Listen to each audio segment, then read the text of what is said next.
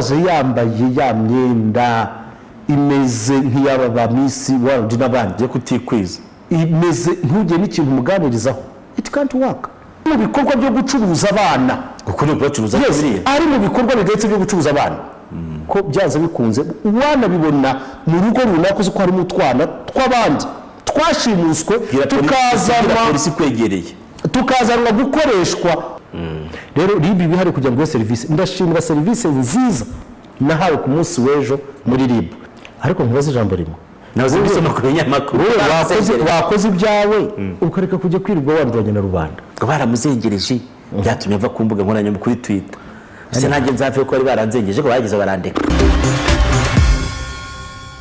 Kensi imfura yacu nezera ko mwese muguye neza muri studio turi kumwe na Mutabaruka nk'ibisanzwe bwana Mutabaruka waramutse mwaramutse neza ibibazo bimeze bite nibisanzwe ni ubuzima bwacu bwa buri munsi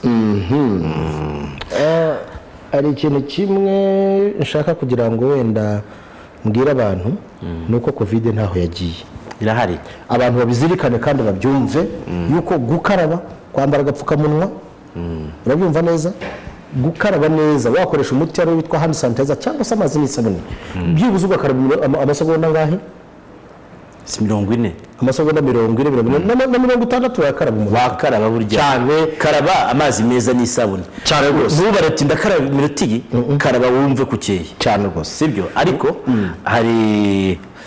hari ahantu wambwiraga ni muri Aquarius Ceramic kubera ko ejo abantu benshi bambajije aho hantu byatumye rya jambo rya Aquaria nibuka kurishyira uziko nahitaga Ceramics na Aquarius Ceramics ubundi aqua bivuga amazi yes buna amazi aturuka muri kira gikoresho cyiza gifite isuku kiri original atari bya bindi byandura cyangwa se ukikwanduza ako saba mbaza ibibazo byawe hanyuma ibibazo ngiye guheraho rero ni bisanzwe byacu byo mu Rwanda tubamo wenda n'ahandi ndaza kugerayo nta masaha wenda 48 arashira ikigo cy'igihugu gishinzwe kugenzura ibiribwa n'imiti mu Rwanda FDA Food Drug Authority kiburiye abanyarwanda kutagura inzagwa n'izindi nzoga zipfunyitse muri ducupa twa plastic inzagwa n'izindi n'ibindi binyobwa bifunitse mu ducupa twa plastic kandi ni byinshi pe asa inzagwa ziri muri plastic tureke no kuvuga inzagwa gusa none se icyo wavuze n'aya mazi baravuga bien sûr soma iryo tangazo mbaza ryuve ntaranabisoma wibuka iyo Rema yaje hano mu kiganiro Rema iyo yaje hano mu kiganiro utu ducupa ni tudushyiraho niyo yambere tubati bwa bucupa bwa plastic hano baragira bati iki kigo kivuga ibinyobwa n'ibiribwa bipfunyitse mu bikoresho bitabugenewe bibyangiza ku buryo byagira ingaruka mbi ku buzima bw'ababiriye cyangwa se ababinyoye Rwanda iyo FDA yibutsa ko ibikoresho byagenewe gupfunyikwamo ibiribwa cyangwa ibinyobwa bibifasha kumara igihe cyagenwe bityo ko ibikoze ibipfunyikwamo ibitagomba kwivanga n'ibyapfunyitswemo kutagira reaction ikigo kivuga kandi ko igikoresho cyagenewe gupfunyikwamo ngo ntigikwiye kuba cyatera impinduka zitemewe mu bigize icyo kiribwa cyangwa icyo kinyobwa ku buryo byanagitera guhindura umwimerere iri tangazo ryasohowe n'iki kigo rigira riti gupfunyika inzoga mu macupa ya plastique bituma inzoga zitakaza umwimerere bityo igihe iyo nzoga yakagombye kumara kikagabanuka kubera imirasire y'izuba icamo se vuba buriya bishoboke cyangwa se n'ubundi buryo zibikwamo iki kigo kivuga ko amwe mu macupa akozwe mu binyabutabire bwa ngo niba ari bisphenol A BPA n'ubundi ko bayivuze hano byo bihuye na alcohol bishobora kwivanga mu kinyobwa cyane iyo ubushyuhe buzamutse ku buryo icyo kinyobwa cyatera ingaruka mbi ku wakinywa hari kandi amacupa akozwe mu binyabutabire byitwa polyethylene terephthalate muri PET cyangwa se PET byifitemo ibindi binyabutabire bizwi nka diethyl hydroxylamine bitera kanseri. ariko narebaga kuri iri cupa ryo riri BPA free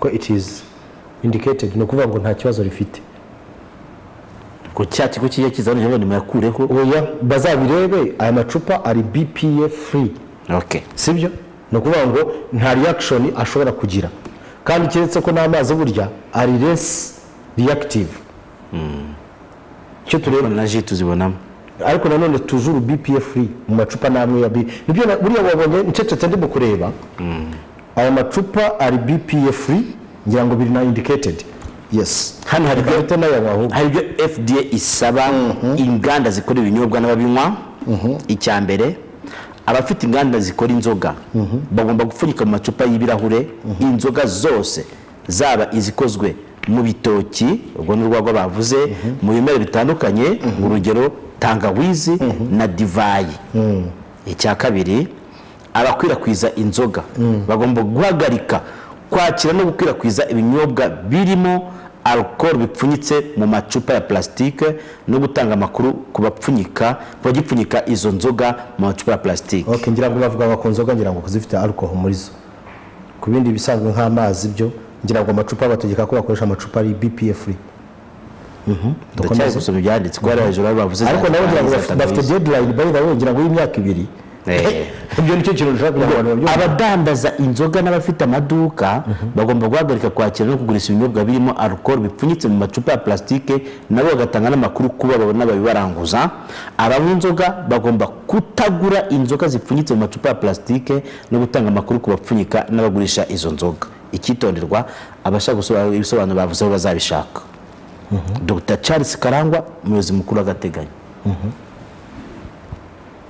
ibi bintu ko babivuze gutya wenda hari byo batangiye gusobanura bya BPA free n'iki byose urabona bishoboka cyane ko yaba ibyo byatangawiza ibinyobwa byatangawiza bavuga yaba amafanta za fanta turazibona ibyinshi biri mu ducupa twa plastike ariko ibi ngibi ngira ngo batanze rengayobora bavuga yuko alcohol soda nago nta alcohol ibamo ni soft drink ikindi cyakangira ngo amacupa bo bafungamo amasoda no ukureba niba ari BPA free sibyo icyo ntekereza yuko iki ngiki ni ikibazo gikomeye cyane ku binyobwa bya alcohol urabyumva neza ikindi wenda navuga ubwo n'izi tangawizi na divayi cyane iki baraziprecisa bati ibinyobwa bya tangawizi na divayi. Okay, icyo mbona kindi gisa nkaho gikomeye ni ibijyanye ko hano mu Rwanda bimwe muri ibyo binyobwa nibyo hari ibyo ushobora kubona biri mu ducupa twa plastike nk'amakambucya n'ibindi ariko ngira ngo nabo bose basigaye bakoresha tin uducupa dukoze mu byuma abenshi ubundi two bakoresha ariko nanone ukaza ukareba harimo ibiva hanze y'u Rwanda bifunitse muri plastike ubwo bazabikumiye nicyo kibazo kirimo iki kintu ndashaka turebe hari igihe usanga mu bacuruzi b'Abanyarwanda cyane cyane manufacturers ugasanga bo hari abatemera gufunika mu mashashi ariko ibiva hanze y'u Rwanda muri East Africa bikaza biri mu mashashi nicyo kibazo gikomeye rero ugasanga harimo ako kabazo ugasanga n'ibiciro rimwe na rimwe parking ihenda kurusha ibindi byose ngira ngo uko biri kose nta ushyigikiye yuko abantu bakora ibintu bishobora gushyira ubuzima bw'abantu mu kaga ibyo byo nta na excuse ishobora kuboneka muri icyo kintu ariko nanone ngira ngo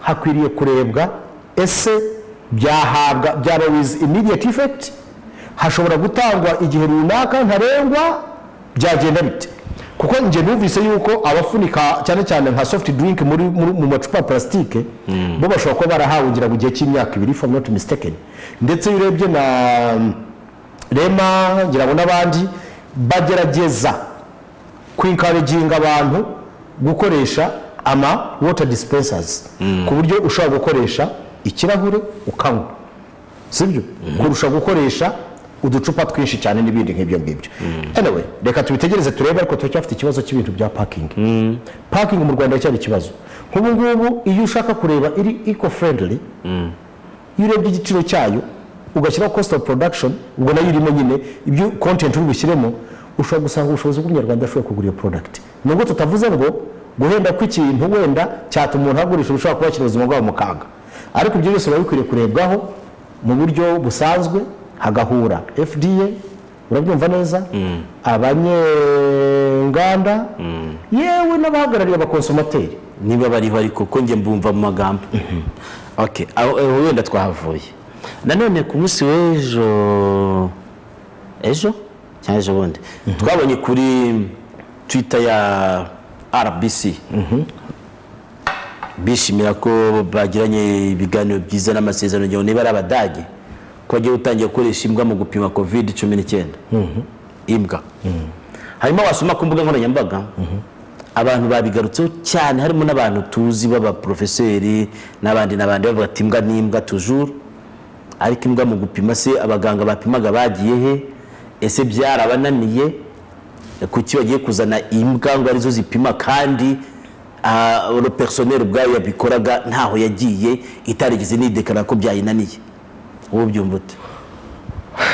Ugiye kujya muri konfuri n'imbwa rero wagira ibibazo kuko ikintu cya mbere ntekereza, imbwa zateguye ibisasu, abantu bari bagiye, imbwa zisaka ibiyobyabwenge, abantu baba bagiye he?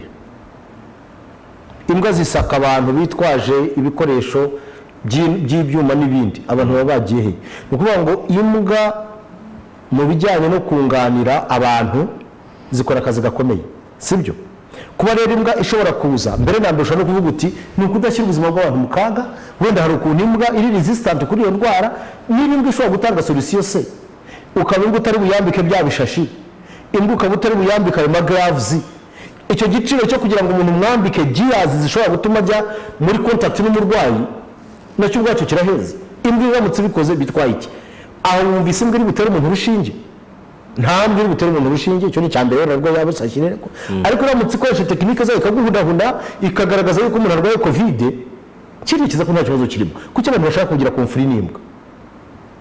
Abantu babifashe nk'ikibazo.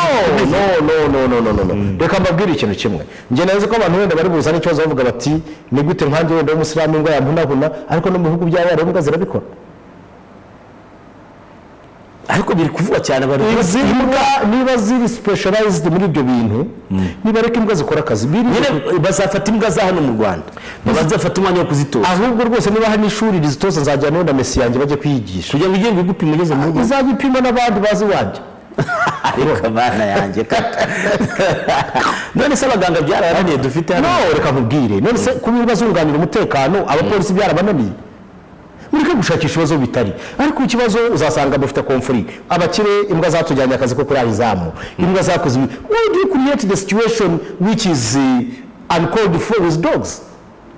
Kuti mushaka gukora konfuri n'imbwa, ese ubundi zitwaye iki? Nge ndababajije zitegura mine mwari, ariko zo nuko ifite bwa buryo kuzihumurirwa. None n'ibihumurirwa na covid ikabiyizirga imbwa, n'ubundi nawe ntabwo ukora amaso ngo kumenye ifata impumuro yawe. None ubwo abantu bagiye kubirukana rero bakora ako kazi? No, ahubwo abantu bagiye kuba safe, kuko ntubwiye yuko imbwa itazatera umuntu urushinge cyangwa itazajya kumwasamura ngo umushyire igikonje mu kanwa ngo umupime. No, hari ibyo zizakora, ariko ni ukunganira abantu babyumve. None se reka noneho mbihuze n'ibyagiye bivugwa kuva na mbere. Turibuka byigeze gutangazwa, biravugwa cyane ko hazanwe za robo zizashyirwa muri gare, zishyirwe mu bibuga by'indege aho abantu bahurira, biravugwa cyane bati zaje, bazivuga n'umubare. Ziriya robo byarangiye bite? Ibya ziriya robo ntabwo yazo nk'akakomvayeri kuri vara, sorry. Kuziriya robo n'uburyo zakoraga n'ikisi no gupima ubushyuhe, hari ikindi se zakoraga? Zarabikoze se byo? Ibi bintu reka mbwire igihe cyose simbizi, njye hari ibintu ntatekereza, ariko naba n'imbwa. Okay. Umuntu watekereje izo robo agafata amafaranga ya leta akajya kuzigura, kuko byanze kuzira minisitiri yavuze ati zirahari nuko zaguzwe, uwo muntu ntabwo akwiye guhanwa? No, kuko robo niba twaraziguze ntizikora icyo gukora. Narazibonye kuri gare, nabonye kuri gare downtown yari hari. Gare yahe? Downtown. Bantu mugenda muri gare mwabonye robo? Robo yari hari downtown, ariko finalibonye yari ihari kuri bone umunsi umwe kuri mutabaruka. Reka kuba nakwita pessimiste. Oya, abantu bagenda muri gare batubwiza robo niba yarahageze umunsi umwe zirabukane n'ayamazi bafunguye. Izo robo niba zari zingahe hari nyibutse? Merokane barenye zararengaga ariko se izo robo wabonye umunsi umwe kuri gare ushobora kuba yaragiye gutandukaniye he n'aya mazi bafungiye aho bazikoresheje izo robo zashoboka gukora muri high risk zone ubu noneho ziri he kandi ziri ahantu ziraryana none se aho bazipunga nibwo nuko buri mutabaruka bakaguha raporo ko uvuga ngo wenda minisante ajyanye robo ariko nkuko banambwiye ko zaje zitangiye gukora abantu bimbwira ni ibyacerega ntabwo robo kuba zirimo amabanga niba zihari ziri mu gukora zirakora ariko zikorera he aho high risk zone hehe si ubwo muri gereza ni aho hari high risk zone aho batakubwira ibyo byo kutambwira nabyo ku mafaranga yanjye cyekere batarayanjye zagombaga gufasha abaganga nyine bizafasha ahubwo kuba utazi amakuru icyo mpfa n'abanyamakuru b'iki gihe bo mu bihe by'iminsi y'imperuka umva kuba utazi amakuru ntabwo bisobanura ko ibyo bintu bitakozwe ahubwo utera intambwe ubaze uti nyakubahwa minisita cyangwa se nyakubahwa kanaka sibyo uti izi robo zakoze ihe ubaze abantu bo muri iyo sekita ariko ko wicara hano muri studio nabo babicaye mu bari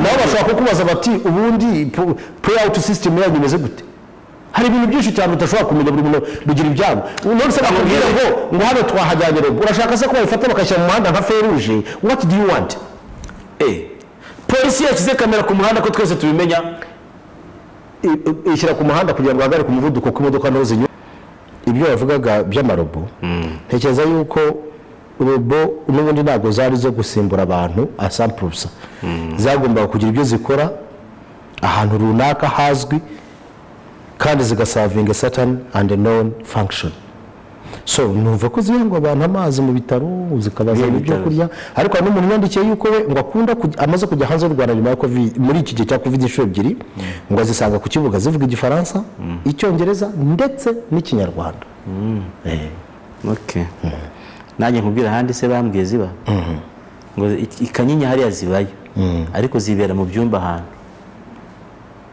ubu nyine nizo ziri kuruhuka ubwo nizo ziri mu kwaniriza situation nyine ziri mu byumba zikingeye ziri kuruhuka hari ibyo bavugaga by'amarobo ntekereza yuko robo n'ubundi ntabwo zari zo gusimbura abantu asampurusa zagombaga kugira ibyo zikora ahantu runaka hazwi kandi zigasavinga certain and known function so numva ko zihangwa abantu amazi mu bitaro zikabazana ibyo kurya ariko n'umuntu yandikiye yuko we ngo akunda amaze kujya hanze y'u Rwanda nyuma ya covid muri iki gihe cya covid inshuro ebyiri ngo azisanga ku kibuga zivuga igifaransa icyongereza ndetse n'ikinyarwanda okay nanjye nkubwira ahandi se bambwiye ziba ngo ikanyinya hariya zibayo ariko zibera mu byumba ahantu ubu nyine nizo ziri kuruhuka ubwo nizo ziri mu kwaniriza situation nyine ziri mu byumba zikingeye ziri kuruhuka hari ubwo zirarwaye nazo ziri mu nose ko robo zizi ubwenge bwinshi wasanga ziba ziri mu gucunga byose ariko bana yake ariko ye wasakaga iki ni umuntu wabinyoheje agafoto hano ni umuntu ariko wari gukina n'imbwa ye imenya ariye hanyuma niba yayisinze aho yayikoze nayo nyine ihita imufata burya imbwa zirakina cyane ariko ntabwo ushobora kumukomeretsa byamukore da bati imbwa ko ari imbwara iyo itatojwe ariko ni uko nguko imera ariko ubundi imbwa yatojwe nta kibazo bifite ngaho dukomeze turimo kubona muri iyi minsi inama zibera mu turere zirimo gutanga imibare yateye abantu kwibaza cyane y'abana baterwa inda b'abangavu iki kibazo kimaze kuba ikibazo gikomeye no kimaze kurenga uko abantu babyumva ariko toujours ndasura muri bya bintu byanjye ikibazo nyirizina kiraza kigaturuka kuri wa muryango ni ukuvuga ngo abana b'iki gihe umwanya babona wo kuganira n'ababyeyi babo kubategura iyo bamaze kugera mu gihe cy'ubwangavu cyangwa ubugimbi ungana gute tuvugisha ukuri ubundi kera iyo umwana yajyaga situbyita umugongo mu kinyarwanda cyongera ngo mu nshuro ya mbere umwana bagiye mu mihango sibyo icyo gihe byanze bikunze nyina yagombaga gutangira kumubwira urabyumva ibishobora kumubaho mu gihe yaba atitwaye mu buryo bwa nyabwo urabyumva kuko byanze bikunze yabaga ubona yuko ari mu kurenga ikigero kimwe ajya mu kindi no kurushaho kuganiriza abana kubabwira kwirinda no kubagira inshuti ndashaka kuvuga kuri iki kintu kugira abana inshuti ni ikintu gikomeye cyane ku buryo umwana ashobora no kumenya n'ibintu yaba agiye kujyamo ashobora kuza akabikubwiraho abagabo natwe abana bacu twabona batangiye guhindura ijwi tubona yuko hari ibimenyetso bigaragara yuko bashobora kuba umubiri wabo wagira impinduka runaka zibajyana mu bikorwa bishobora gutuma batera abandi inda ni urugero ntaze nabo tukabaganiriza tugatangira kubigisha kuba abagabo ariko uyu munsi wa none umwanya wacu wo ni muke pe isi irimo iradutwara ku muvuduko noneho ibyo twagombaga gukora ntitubikore n'abana bacu kabajyana ku wundi muvuduko icyo ni ikibazo gikomeye cyane ikindi iri koranabuhanga ni ryiza ariko mu gihe ryaba rikoreshejwe nabi ni ikibazo gikomeye cyane ndetse ndasubiramo cyane aho usanga abana bareba byose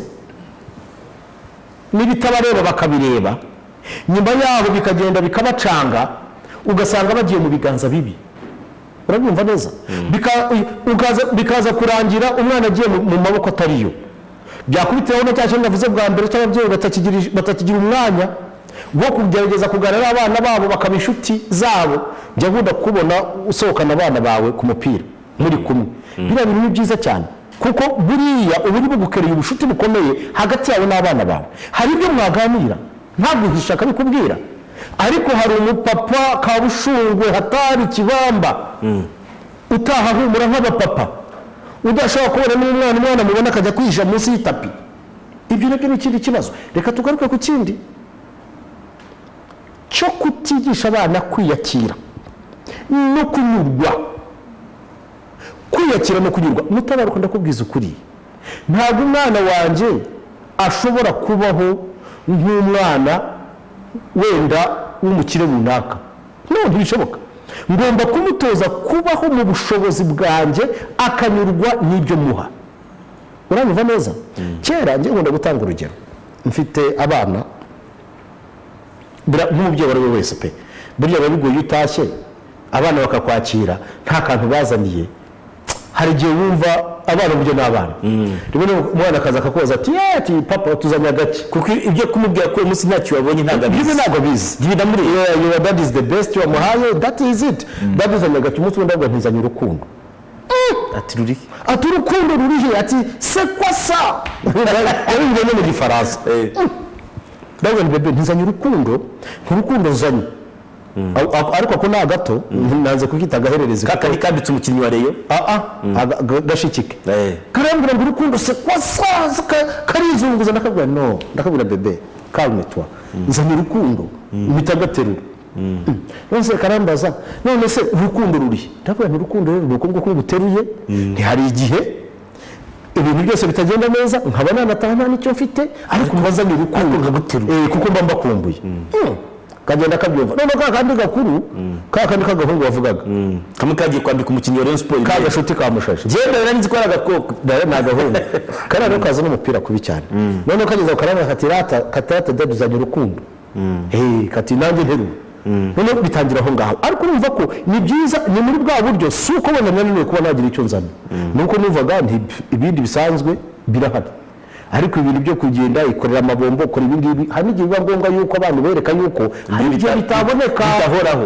abantu ukabaganiriza ukabumvisha yuko bagomba kunyurwa n'ibyo ubahaye nk'umubyeyi ariko nugera igihe umwana ukajya umubwira utari wagiye kwa Mutabaruka kuko wumva ko kwa Mutabaruka bakaranze ujya kwa tonton ijya kwa tonton Mutabaruka jya kwa tonton Fidèle ibyo bintu bwabyo bituma abana barabikira ibintu bitari iwabo ikindi ugatangira gutoza umwana kwiyakira no guharanira yuko ibihe bye azabigira amahoro kugira ngo bibe byiza ibyo bimaze iki rero bimaze gutuma umwana atarabikira kujya mu buraya kumva yuko ibyo agomba kubona byose agomba kubivana mu maboko y'abasa nkaho bamuha ibintu kugira ngo bashobore kuba bamugira akantu nkabyinane ibyo rero nabyo ubwabyo nk'ababyeyi tuya tubigiraho intege nke ni byiza kwerekana ko abana iyo bageze mu gihe cyo kuganira bamwe batangiye gukura kubereka situation no kuba responsible. Ese muvandimwe niba ufite umwana w'umukobwa ugasanga afite telefone yanjye nimbi wenda ariko irampagije nta kintu ntwaye ndanyuzwe nayo ugasanga afite telefone ikubyingiye kane iguri nta wakora ni umwana iwacu kuri urubuga rw'iwacu nzibona zigongera ibihumbi muri 400 600 hari ziba zigura miliyoni ntazatinya kubera ngo akeneye iPhone 11 yawe ifite ibiso azagura hafi miliyoni imwe ntahakora nta mushahara afite ni umunyeshuri mama akayibona yarangiza akishima agaseka papa akayibona akavuga ati dutize twifate selfie mwanyumva neza hanyuma hakaza ikindi kintu cy'igitangaza gitangaje ku buryo ushobora kugera ahantu ukabwira umwana atari ko dufata urugendo gufata izina riri banari ukavuga atari ko Becky warebye rwose niba muri portefeuille yawe harimo amafaranga duhita ugura amakara cyangwa se Becky wanguriye ka mituyu uri urabwira umukobwa wawe udakora ngo ati gura isukari tumucyanye cyangwa se ukabwira uti Becky mfashe ko dukumbuye akanyama urabwira umwana udakora umunyeshuri cyangwa se umwana wawe yambaye ya myenda imeze nk'iyaba ba Miss World n'abandi yo kutikwiza imeze ntujye n'ikintu umuganirizaho it can't work. Ni byiza yuko utangira kugenda buhoro buhoro uganira n'abana bawe ubatoza kubaho mu buryo bwabo kudatera ibipfunsi ahantu habasumba. Iyo utabikoze rero mutabaruka ikibaho niki niba abana barangira nta kandi kazi bazakora they become slay queens ko bashaka kubaho mu buzima butari ubwabo bazashaka kubaho mu buryo badashoboye bazashaka kubaho no kurya no kwizera yuko ibintu byose biboneka gutyo tu urumva ikibazo kizavukira aho ngaho abo bakobwa bazahinduka abaslay queen cyangwa bahinduka indaya no problem undi akarira aba buhungu bazaba ibisambo baba bajura ruharwa ngaho rero hari ikibazo nigeze kugira ngende ku nkuru yakozwe na mugenzi wacu w'i Rusizi ahantu umudugudu umwe abaturage bavuga ngo kubera ko nta bikorwa bihari byinjiza amafaranga n'umudugudu ukennye ngo bituma ngo umwana w'umukobwa agira imyaka 13 bikaba ngombwa ko agenda gushaka akazi cyane cyane ngo mu mijyi batungaga Kigali cyane cyane Kigali niyo batungaga Gatoki hanyuma ngo bakazagaruka barabateye inda duhamye ko leta yaba itagira uruhare mu gutuma abana badaterwa inda kuko itaza n'ibikorwa bituma abaturage babona amafaranga se bigatuma nabo bajya kuyahiga no kujya guhiga amafaranga no gutenerwa n'ibintu bibiri bitandukanye ariko wumva abana imyaka 13 ntekereza ko nta n'umuntu ukwiye gukoresha umwana imyaka 13 ibyo bwabyo ni nabibara nka human trafficking sibyo gufata umwana imyaka 13 yakaba ari mu ishuri uramukoresha ngo bigenze gute nuvuga ngo umuntu wese ukoresha umwana utujuje imyaka y'ubukure abakoze icyaha abakoze sakirirego ku mana no kuri leta ibyo rero abantu bagikoresha abo bantu kugeza no munsi wa none bamenye yuko barimo ubwabo barishyira mu bibazo bikomeye cyane badashobora kuzivanamo vuba kuko ntabwo ushobora kunyumvisha abo abana bakujya kwiga urumva abandi bana b'igihugu ukirirwa bafurira abandi bahetse abandi bato atekera abari bavuye ku ishuri come on ibyo bwabyo ni ukugira umutima wa kinyamaswa hari abamama bavaga cyane cyane mu ntara ya Karongi no mu bice bya za Nyamasheke na Rusizi bari bazwi yuko aribo birirwa bazana abana bagenda babatanga mu ngo kandi abo bana guhendwa kwabo hagahembwa abo bamama sinzi bashobora kuba twize kubavugaho basa nkaho babicitseho ubu ngubu ariko uzarebe ibyo bwabyo ntabwo byari bitandukanye no gucuruza abantu uragenje uzajya kandi ugira ngo se umwana bese Kigali ntabwo ari byo hari abantu bahakomoka bakuru bafite abagabo bafite ingo noneho buretse gatondo basigaye n'abakoresha kwiba urabyumva neza harakuzanira agahita akakwiba wajya kurega hese mbwira uzanye umwana w'imyaka 13 gukora iwawe akwibye wamuregaye tureke dukomeye cyane nsubiza mutabaruka nsubiza warega hese wajya kurega ngo umwana yaranyibye wamuvanye hese yakwibye se ni umwana wa mushiki wawe wari wazanye mu rugo iwawe, ni umwana urera uwo mushiki wawe se umuze n'urugero wenda ashobora kuza kugusura, ni umwana wa nyoko wanyu, uwo mwana yakwibye ageze iwawe gute? uti ni umwana nakoreshaga. ubwo rero nawe byaze bikunze ubu urimo komanga ku miryango ya RIB. icyo nshaka kugira ngo nkubwire ni kimwe rero, ibi bintu ubwabyo bishobora gucika ari uko abantu tugejeje gukoresha mu mutwe hazima. turavuga tuti ntabwo bikwiriye yuko ushobora gufata umwana muto utarageza igihe, utagize imyaka y'ubukure, ngo umufate ujye kumukoresha akazi umubuze amahirwe yo kwiga. muri iki gihe ntekereza yuko umwana wese ukwiye kujya mu ishuri yarakwiye kuba ari mu ishuri, as simple as that. Mutabaruka, utekereza yuko wowe wakwishima ubona umwana w'abandi ari mu gufurira abawe bangana nawe bamuruta bajya ku ishuri, we asigaye aho ngaho ubuzima bwe uri mu kumenamo godoro? ikibazo gikomeye ni ikibazo. ahubwo icyo gihe ntekereza yuko hakwiriye campaign. minisiteri y'umuryango ikwiriye gukora campaign, yewe na polisi y'igihugu na RIB, even minijiste, ku buryo bigaragaza yuko umuntu wese uzagaragara ari mu bikorwa, ngiye kubyitira ijambo ngiye kurivuga, uwo bibabaza njyane kuri RIB ndege, ari mu bikorwa byo gucuruza abana, ari mu bikorwa bigayitse byo gucuruza abana, ko byaza bikunze wanabibona mu rugo runaka uzi ko harimo utwana tw'abandi twashimuswe,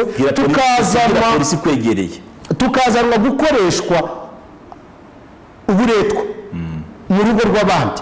ukwiriye kubwira inzego zikwegereye. hano umuntu aravuze ati nagiye mu dukora ubuvugizi nk'aba agenti b'irembo, hashize iminsi ine twishyura serivisi z'irembo ariko ubwishyu ntibugaragare muri sisiteme y'irembo. icyo kibazo kimaze kuba cyane cyari kimaze iminsi, sinzi impamvu bitari mu gukunda, ariko ubwo nabo barabikora. ariko hari amaze iminsi hari ikibazo by'ikoranabuhanga mu bigo byinshi bitandukanye bitanga serivisi z'ikoranabuhanga, na hano iwacu cyari gihari. sinzi niba ku munsi w'ejo abenshi mwamaze iminsi YouTube mutayibona n'ibindi, dushimira Omentege urimo kubikora.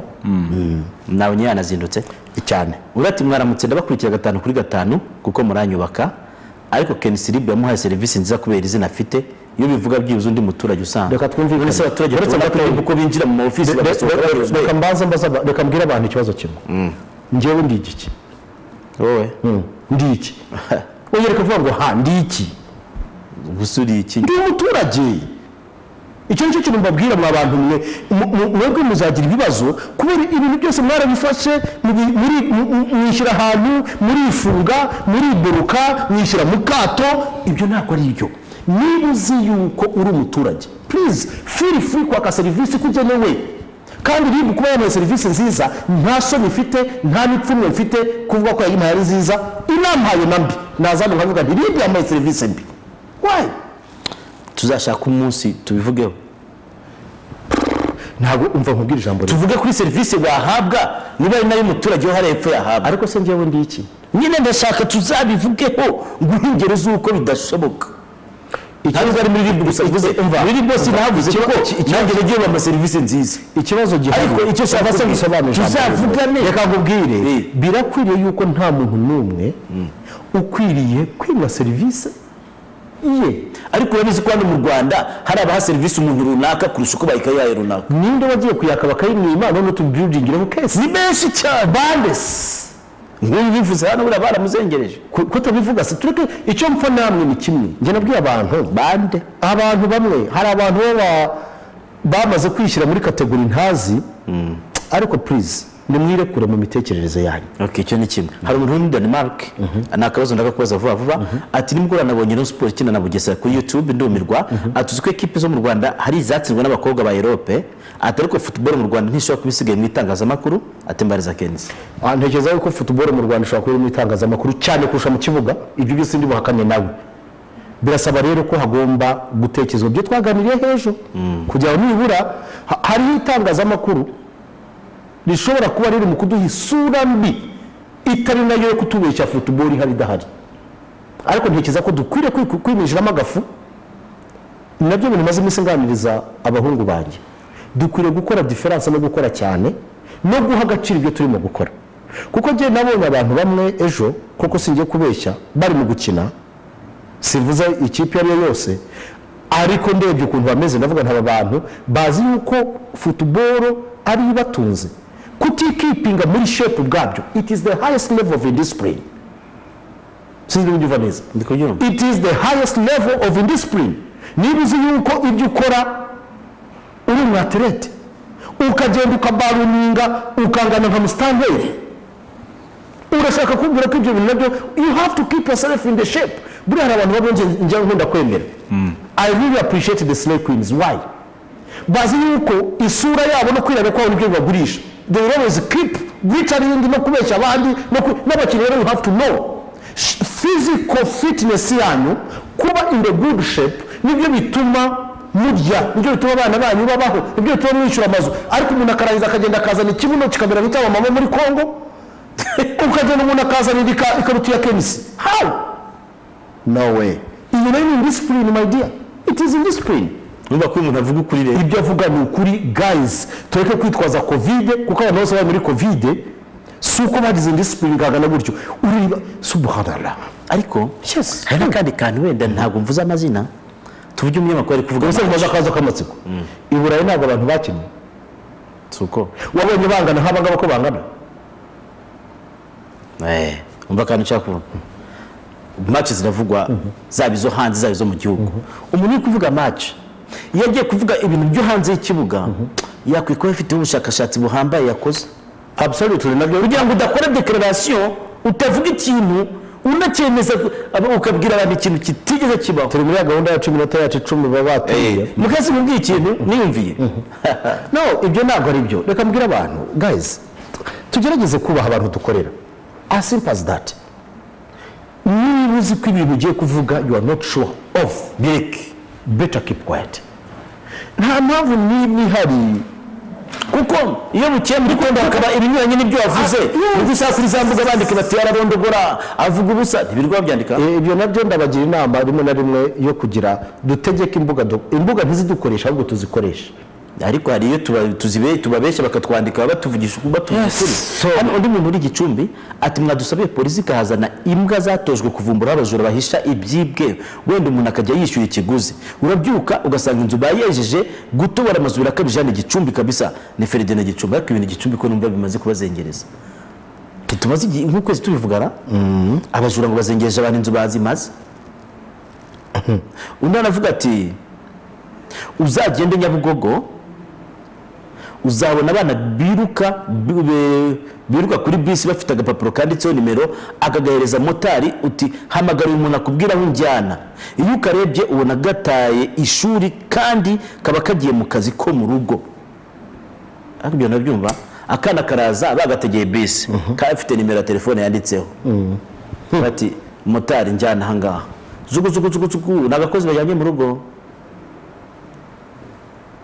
Ako nka motari isakatira kuri polisi akabati muhamagariza nimero. Uzi ko byari byiza byaba ari sawa. Si motari yaba yataza service nziza cyane itagira kwisa uwo muntu bagiye gushimuta umwana.